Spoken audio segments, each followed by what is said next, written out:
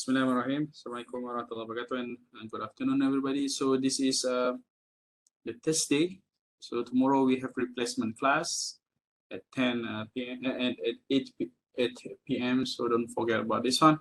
So for today we'll continue chapter 9. Okay, the B group is already start chapter 10, so it's okay. We still have time, don't worry. So we are moving to the thiols and also epoxides now. So this is very important. Okay, how we can naming the epoxide and also thiols. And going back to the thiols, okay, thiols are the name. Thiols are the name with a similar method of alcohols by using suffix thiol at the end instead of OL for the alcohol. Okay, name of the parent carbons, the chain, and add the suffix thiol. It's similar the rules that we name another chemical compounds. Okay, don't forget about this one. So you can start with the naming of the longest chain, for example, the first one. The second one, put the suffix number with the lowest number. And lastly, going back to the basic rules, put the substitution with the lowest number also. For examples, we have these ones. Okay, 3-pentane, pentane 3-thiol. So you can naming one from here, 1, 2, 3, 4, and 5, or you can naming from 1, 2, 3, 4, and 5. But it goes similar here. So they are naming pentane is C5 is pentane. 3 is the positions of the thiol groups. Okay, same goes to this one. Okay, first what you have to do is naming the longest chain here. So put the thiols with the lowest number. If you put here if you put number 1 here, you can given this group is the thiols group is 1, 2, 3, 4, 5 thiols. But if you naming from these directions, you can naming into 2, 1, 2, 3, 4, 5, and 6. This is the position of thiols, and followed by another rules have been what we are using before. Okay, similar goes to the cyclic system. So first, what you have to do is put the thiol is the lowest number, and after that, you can go to the anti-clockwise or clockwise direction. So make sure you put the substitution with the lowest number. Okay, this is another example for the cyclic system. We naming for this one is 2-methyl because the methyl position is number 2, cyclohexane thiol. Okay.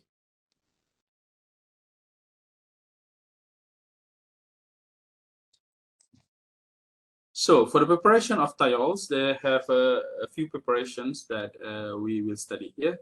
The first one is the preparation by using SN2 reactions. So of alkyl halide, as usual, we have alkyl halide as a starting materials, and you react with the SH minus as a good nucleophile. This one is spontaneous reactions. Okay, doesn't have intermediates and so on. So you have to understand the mechanisms.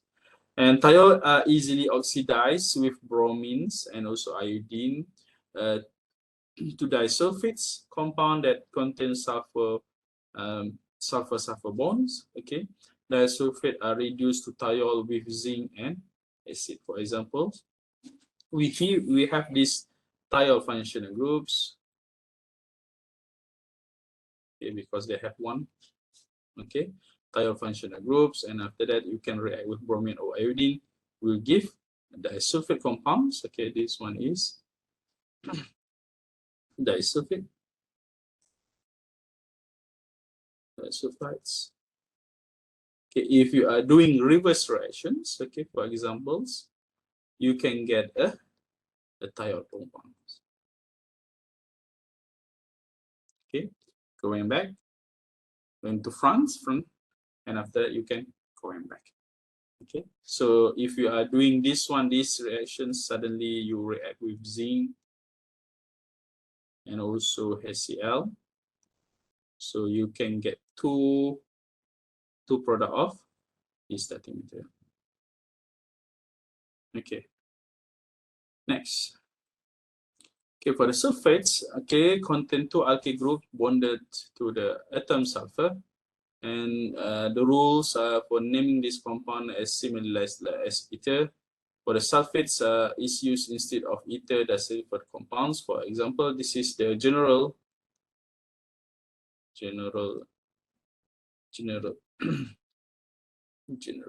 form of disulfate sulfates. Okay, sorry, sulfides. And for this one is a secondary butyl ethyl sulfate. For example, this is the secondary butyl.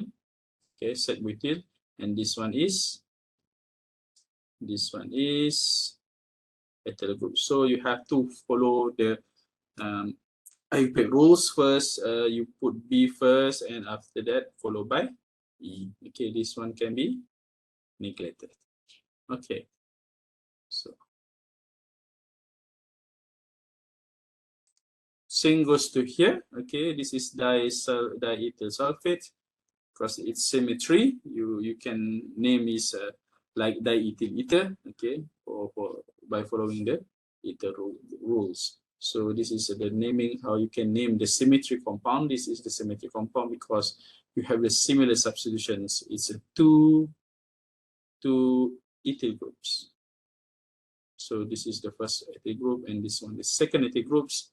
So you can naming both of them is a diethyl sulfates. Okay. So how to prepare? Okay, if you remember, for the ether synthesis, we are using Williamson ether synthesis. So you will use the same thing, okay, by using SN2 reaction approach. So of course, you need sodium hydride. This is very good nucleophile. We will extract the most acidic protons, okay, acidic protons, and this become nucleophile. Okay, and this become very nucleophile. Nucleophile will attack the carbon deficiency. If you see, this is delta positive and this one is delta negative. The electron density will be in this direction. So this is the carbon deficiency. So it's a nucleophile. It's easy to attack the carbon deficient and give you ethyl propyl sulfates. Okay, this is the ethyl groups. This is propyl groups. Okay, and sulfides. Don't forget to put the suffix at the end. Okay, to become ethyl propyl sulfate. Okay. The sulfates contain a nucleophilic sulfur atoms. Okay, that react readily with unhindered alkyl halides to form sulfonium ions. Because sulfur is the same group as oxygen. Sulfur is very special because we can manipulate the orbitals so they can be sulfonium ion. Okay, they can react excessively.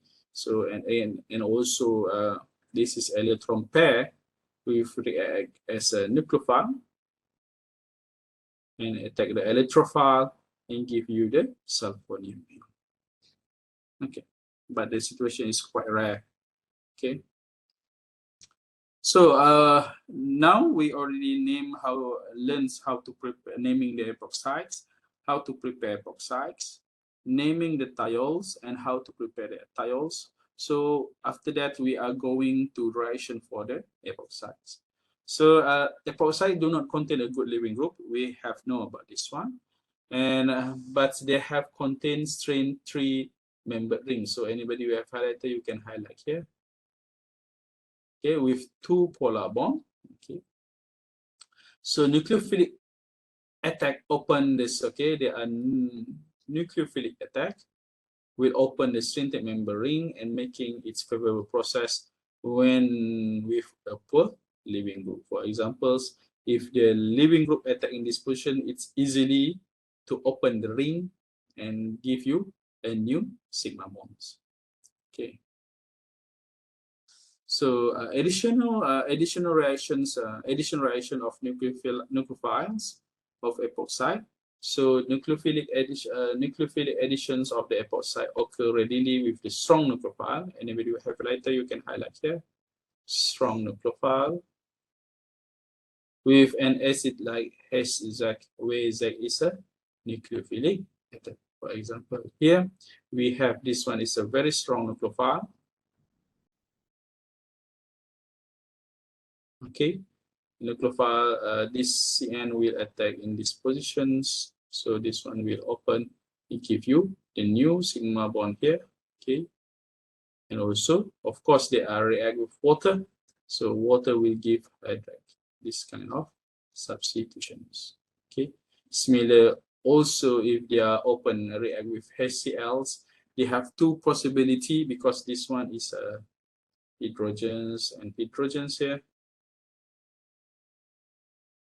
They have two possibility whether this chlorine, okay, HCl minus will attack in these positions or these positions will give you another products. Okay.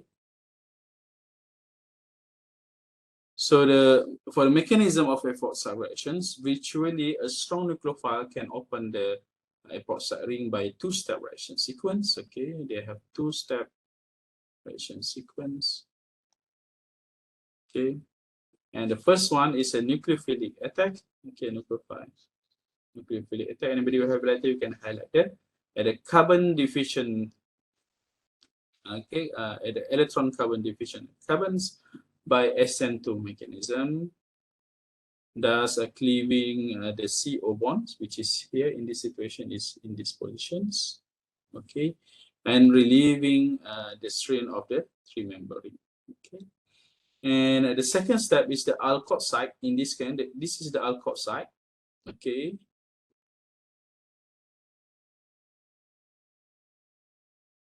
The alkyd site is protonated with water to generate the neutral product and give you two functional group on the adjacent atoms. Okay. This is the first mechanism is nucleophilic attacks, and alkyd site. The second one is protonations happen in alkyd site positions. So this is number one. Okay, and this one is number two. Anybody will have letter, you can highlight here. Okay, so the common nucleophile that open epoxide ring usually is hydroxide ion, alkyd site. This is the alkyd site, cyanide, thiol groups, and also NH3.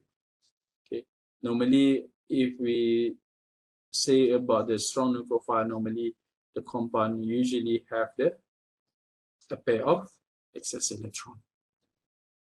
Okay. For the stereochemistry of epoxide reactions, okay, the nucleophile open the epoxide ring from the backside. Okay, for example here. Okay, so nucleophilic attack will open for the backside and give you the alkyd site. Okay, this is the alkyd site. This one. And after that, protonations. Okay. By water, it give you anti-positions. Anti, it's mean the position is not similar in terms of what we can see in geometry. This is the bottom one. This one is the upper one. Okay. So this is for symmetry. Symmetrical epoxide. So for the pencil, the pen, anybody who have pen or pencil or anything else, you can write this one is for symmetry epoxide. If the epoxide is not symmetry, is for unsymmetry epoxide, okay, the nucleophilic attack as a less substituted carbon. In this one, we have two possibility that the carbon will attack, okay. So take the last statements, okay, it will attack the last substituted carbon atom. So after that, nucleophile will attack in these positions, okay, because this one is the more substituted, this one is the less substituted. So they attack at the less substituted, and after that, Again, they will give you the alkoxide. Okay, this is the alkoxide. And protonations, again, we give you the antiproduct. Again, okay. Okay, I hope it's clear. What's happened if we have symmetry? Epoxides, they can be attacked any directions. Don't worry. So for the unsymmetry epoxide, they will attack in the less in the carbon. Okay, stereochemistry of reaction of meso epoxide. Okay, for the meso, this is meso epoxide. Chapter 5. Okay, you have to go back to the definitions of meso compounds. Okay, this is the meso epoxide. So the nucleophile attacks. This is nucleophile. Okay, nucleophilic attack occur at the backside. Then because both ended is a similar substitution, so they have two possibility whether they attack from these directions to this direction or to these directions. So that's why they will give you two products here. Okay. So since attack or at the site occur in equally probability and equal amount of two enantiomer, which is the racemic mixture, is mean product A and product B is a 1-to-1 ratio. Okay, they have two possibility whether they are attack from here or attack from here. Okay, so take notes. Okay, so if they attack from here, okay, they will give you B product. If they attack from here, they will give you A product, and this one is the product. Okay, because this one attack at the backside. Okay. So for the Akira reactants, I think this is already explained about how their products happens. Okay, for first nucleophilic substitutions. Okay.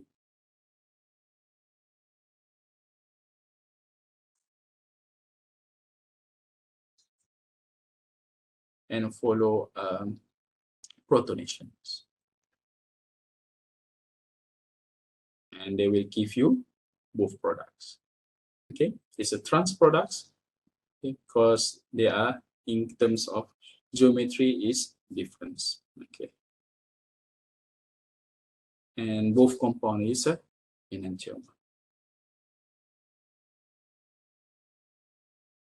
So acidic epoxide ring opening. Okay, acid HX that contain the nucleophiles also open epoxide ring by two-step sequence. Okay, the first one is the protonations. It's different, right, with nucleophilic attack. Okay, protonations of the epoxide oxygen making the good living room. Okay, and the second one is a nucleophile. In this case, the nucleophile open the epoxide ring by backside attack. So this one is the protonations.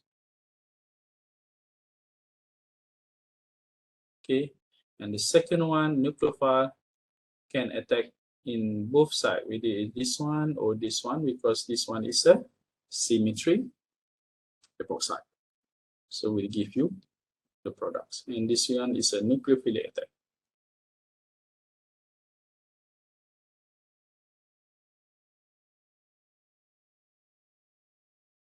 Okay.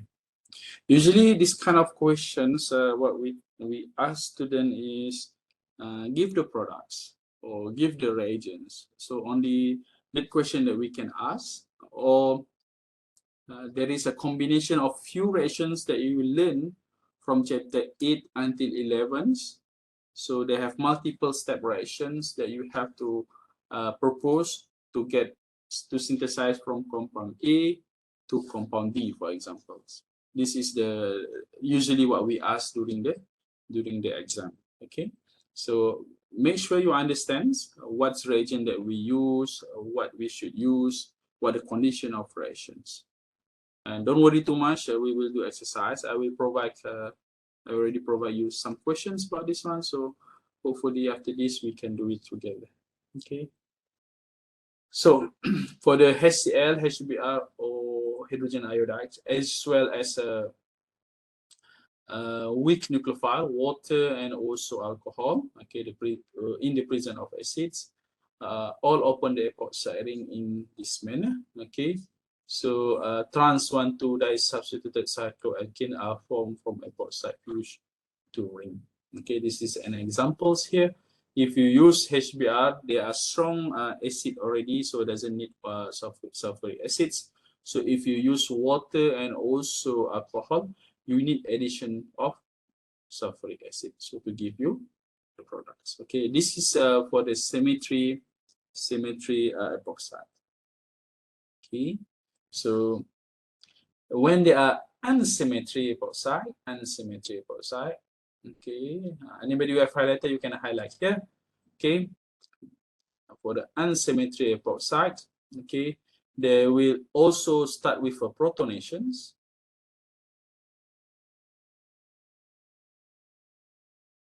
Okay, protonations and nucleophilic substitutions or additions. Okay, okay. So in this case, like previous what we covers with nucleophile, so with this acidic, okay, so it's reversible. It's reversible. It means they are attached to more substituted carbon. Yeah, more substituted carbon. Okay, so if you remember this one,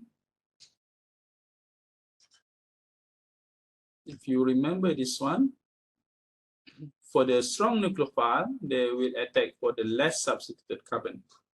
Okay, if you use strong nucleophile, if you use acid, HBr, HCl, H iodide, and also water, for examples, so they will attack for the more stable transition state, which is the more carbon substitute.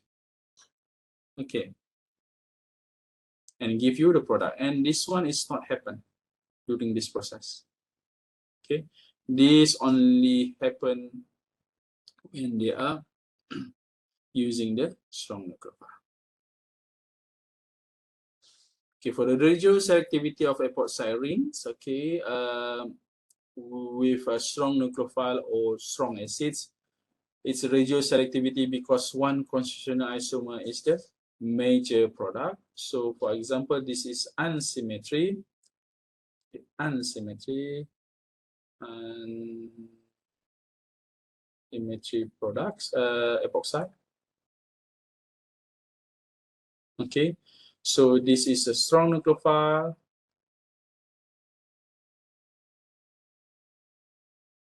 We know the substitution may happen in the less substituted carbon. Next, up the highlighter, anybody with highlighter, you can highlight it. Okay.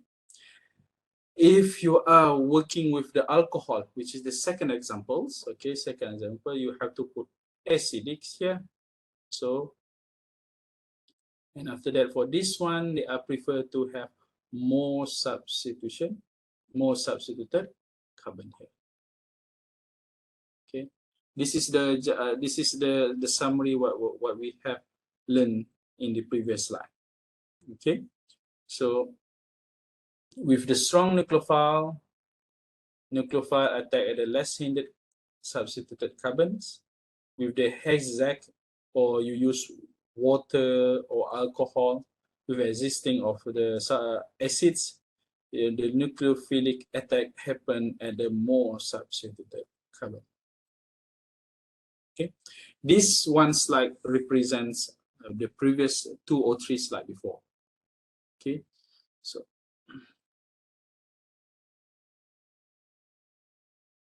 okay, this is the applications of the epoxide. So for examples, we have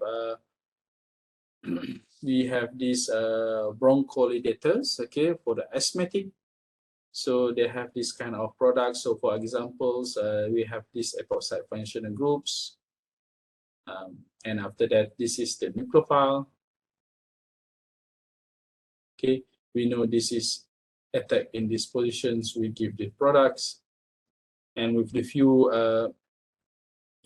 steps, I think they are converting these functional groups to the alcohol, and this cleavage under acidic conditions, you will get the products. Okay, same goes to here. Okay, this is the nucleophile, and this is the epoxide. So epoxide will attack in these positions. Okay, let's hit the carbons, and this one will open and proceed with the protonations and give you the intermediates. And after that, by cleaving these theta groups, okay, you will get these two functional groups. Okay, this is how this epoxide play the roles in the drug synthesis. So another example is leukotrienes, okay, are synthesized in cell by oxidation of carotenoic acids. Okay, this is happening in our bodies. This is converted an epoxide to leukotriene A4. This is just an example, and also the application of this kind of epoxides. Okay, again, this is the epoxide what I mean for. And after that, they react with the sulfides, and the sulfides can react as a good nucleophile. So this is the nucleophile. And after that, open the epoxide ring and give you leukotriene C4. Okay, so okay.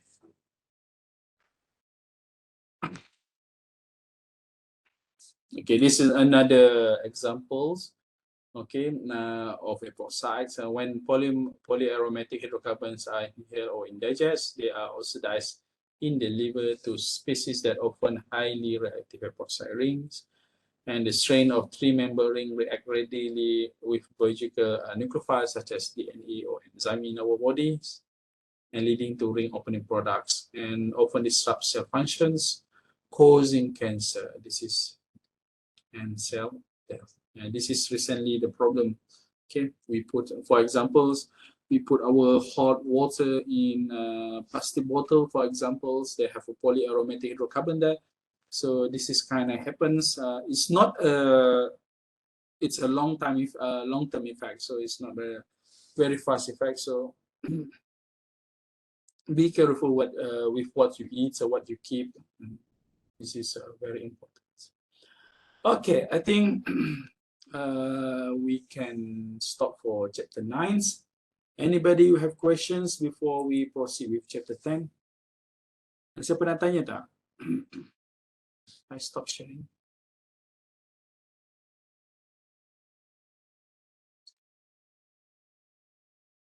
Anybody want to ask about this one? Or you want to stop until this chapter for today?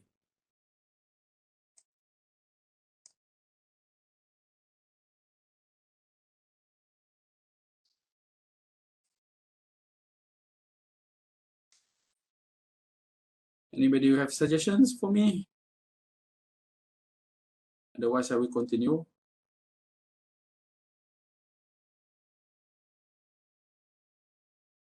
Continue, Doctor. Okay, thank you.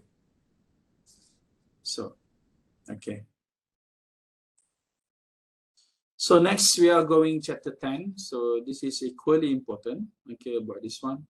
It's a combinations what you have learned in chapter 7, 8, 9 now. So, but they are specific for the alkene systems.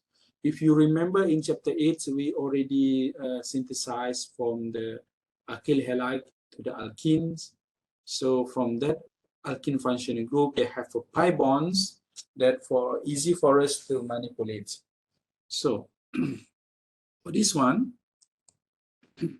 this is the outline that we will cover today. For this few 3 chapters or 2 chapters, two lectures. So we will go for the introduction, of course, as usual. And this is very important, calculating degree of unsaturations, and nomenclature and physical properties of the alkene, and how we can prepare for alkene is kind of revisions from the chapter chapter 9 and also chapter 8, and introduction to additions reactions for the alkenes, how we can manipulate the alkenes, alkene functioning group with pi bond, and hydrohalogenations. Okay, and what is a Markovnikov rules, when we have to use Markovnikov, when we have to use anti-Markovnikov rules, and hydrations, halogenations, halohydrin formations. Okay, hydroborations of oxidations with involving the mercury.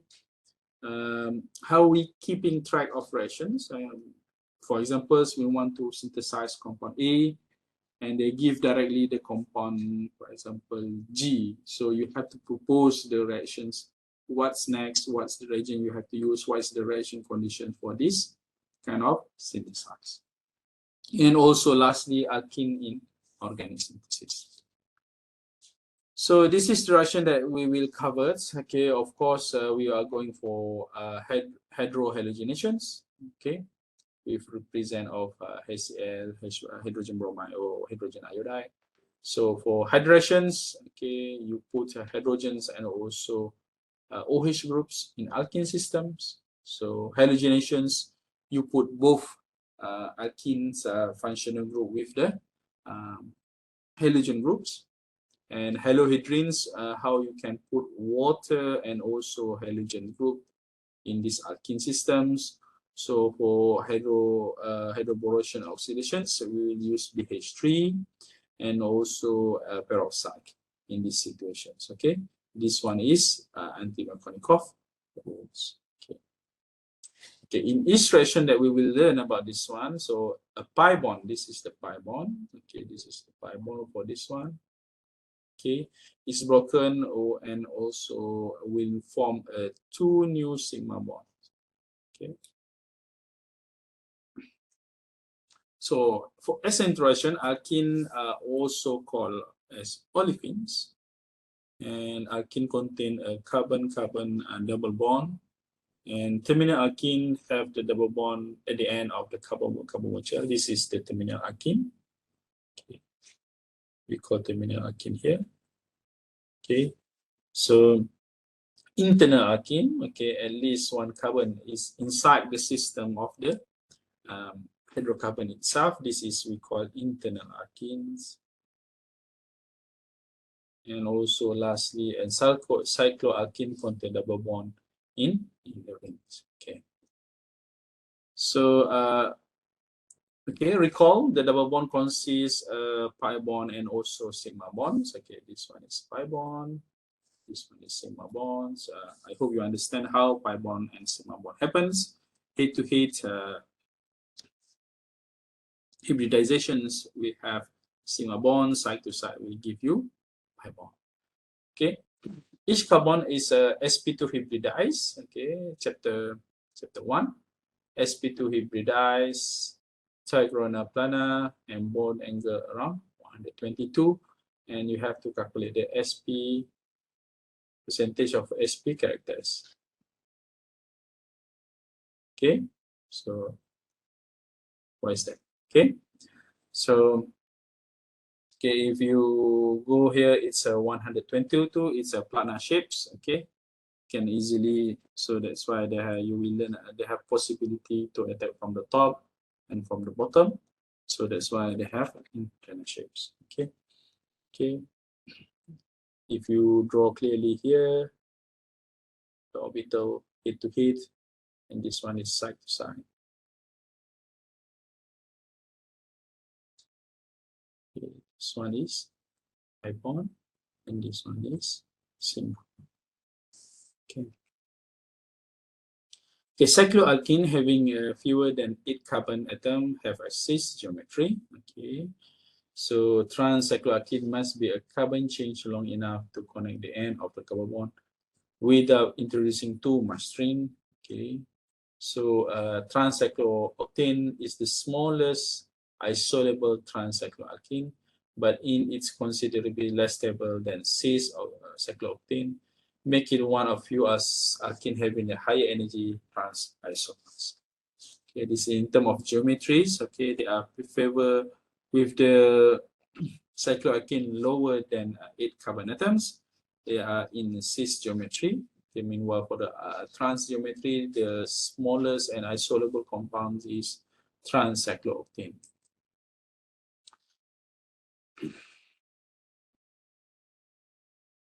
So restricted rotations, as we know, because CC bond, so they are not easy to rotate. Okay, for the stereoisomerisms, they have two isomers here, which whether they are in cis isomers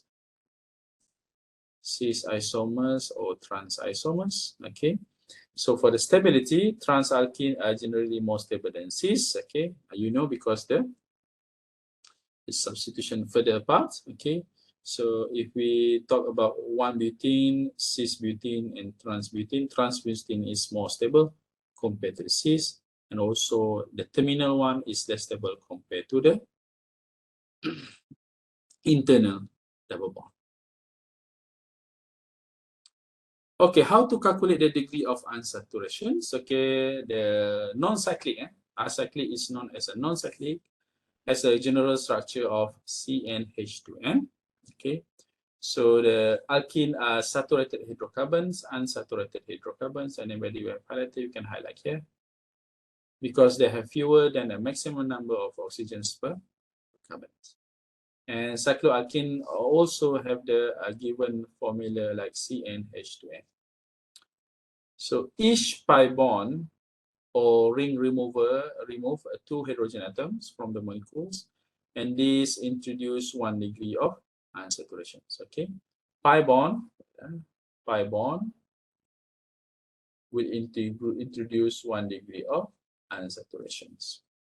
So the number of degree of unsaturation for the given formula molecules can be calculated by comparing the actual number of H atom, in a compound to the maximum number of H atom possible in the number of carbons present if the molecule are acyclic alkenes. Okay. So this procedure give a total number of ring.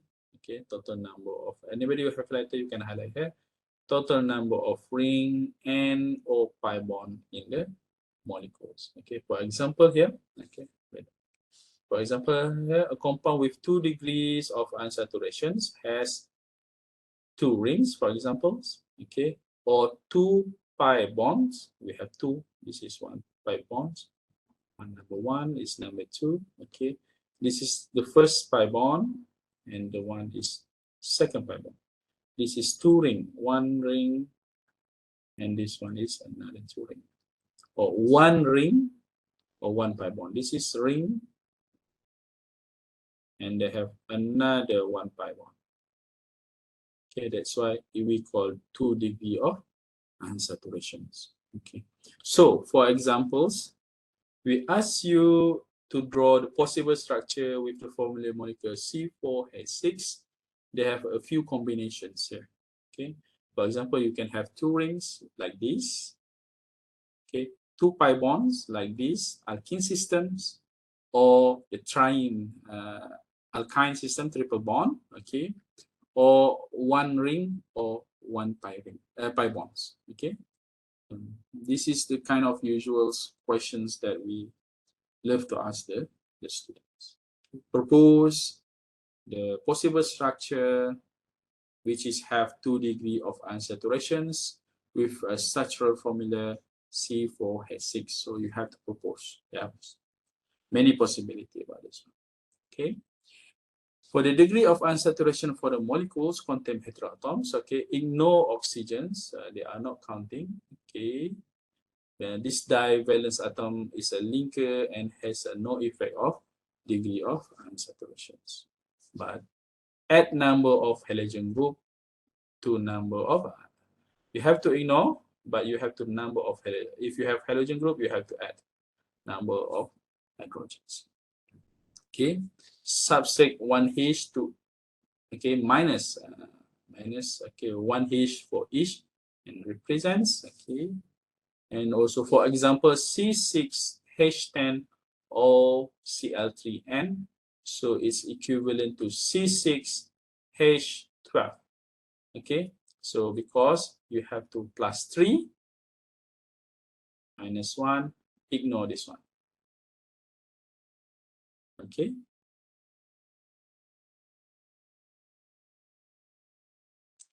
So for the naming alkene and also alkanol, for example, like this, okay, these compounds, okay. First, what you have to do is find the longest chain that contain both carbon atom of the double bond. So for here, you have 6 longest chains. It's a 1, 2, 3, 4, 5, and 6. And for the C6 we call hexane, but in the prefix we have to change A and E to E and E, so it's become hexene. Okay. Second step that you have to do, similar like what we covered before, can number carbon change to give the double bond as the lowest number. Okay. And apply all another rules that we learned before in nomenclature. So the first one, okay, so we already put this one in the smallest, okay, carbon number 2. So, and substitutions already analyzed, that's carbon number 2, carbon number 3, carbon number 5. Okay, they have 3 metal group there. So, and after that, combine all the name that we have, okay.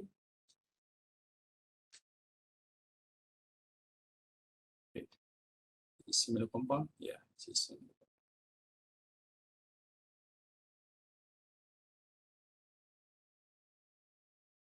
Okay. And this is another examples here. Okay, for example, you have naming the alcohol with the longest carbon but does not contain double bond of atom. For this one, we are prefer to to name is carbons for the heptane here. Okay, so the correct one is the 2-ethyl heptane 1-ene. So because we put the alkene name as our purity. Okay, compound that contain a double bond and the hydroxy groups are named as alkanol.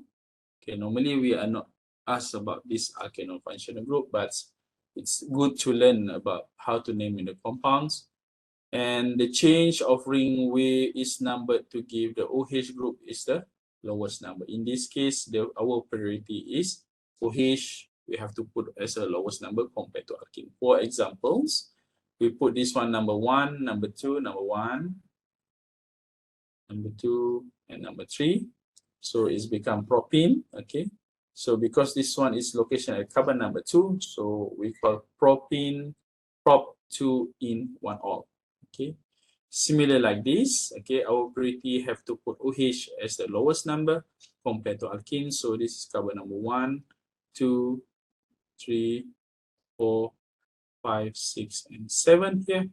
So we have 7 is heptane. Okay, the double bond position is 6 methyl. The next substitution here, it's a methyl groups. 6 methyl heptane, 6N position alkene, 2 all. Okay, this is how we name the compound with alkanol. Let me check the time. So I think this is the last one. Okay, so naming polyene or cyclic alkenes, compound with 2 double bond are named diene. Okay, di is 2, ene is alkene groups. Okay, by changing A and E with the suffix with adene. Okay, so compound with 3 double bond we call triene. Normally we don't use too much about these terms in your levels. For the seniors in majoring in chemistry, we have this kind of course about this one. So in naming cycloalkene, the double bond is located between C1 and C2 by cycloalkene, cyclic systems. Number 1 is usually omit in the name. So for example, okay, this one is 1-methyl cyclopentanes, okay, and this one is 3-methyl cycloheptanes, okay. We have to put the alkene with number 1. We cannot go these directions. We have to go these directions because we have 1, 2. This one is number 3. Okay. For next example is 1,6-dimethyl cyclohexanes. Okay, this is number 1, number 2, 3, 4, 5, and 6. It's become 1,6-dimethyl because they have 2 methyl groups there and saccharides. I think that's all for today. We will cover later about cis and trans isomers, which is equally important. And after that, we will discuss about the Z isomer about this one. So I think that's all for today. Thank you very much. And anybody have question before we finish? Hopefully you can sign the attendance.